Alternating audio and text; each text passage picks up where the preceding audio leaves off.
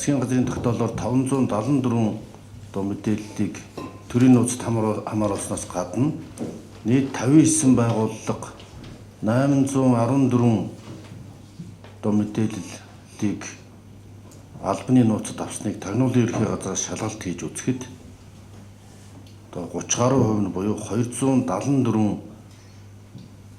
мэдээллийг хууль заасан шаардлага хангаагүй үндслэлгүйгээр төрийн болон албаны нууцад авсан тогтоогдсон.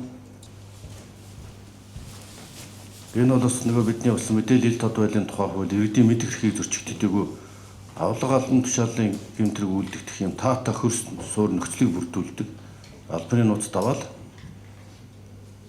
тэгэл тэрүүгээр одоо компани төвшин ч гэсэн гасар хөрөнгийг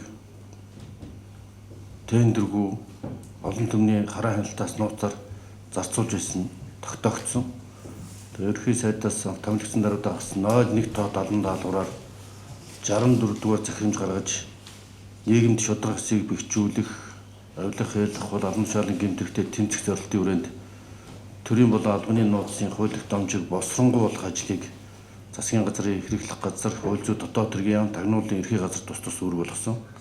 За үүний дагуу төрийн болон албаны нууцын тухай хуульд нэмэлт өөрчлөлт оруулах тухай, төрийн нууцын жагсаалт бодлого тухай хуулийн төслүүдийн үзэл баримтлал өнөөдөр танилцуулагдж байна. Албаны нууцыг хүчингүй болгосноор одоогоор албаны нууц бүртгэлтэй байгаа төрийн 59 байгууллагын 882 мэдээлэл одоо ил тод болно.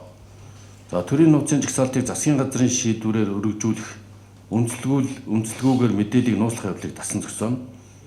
Өөрөөр хэлбэл төрийн нууцын жагсаалт бодлого эрхийг ард түмнээ сонгон байгуулсан төрийн эрх барихтай байгууллага одоо хууль тогтоохтой байгууллага улсын их хурл төлөвлөж иргэд олон нийтийн хяналтыг сайжруулна. За энэ бол ингээд төрийн үйл ажиллагааг нээлттэй ил тод бас байлгах нь манай авилгалын индекс бууруулах бас нэг хүчин зүйл болж байгаа.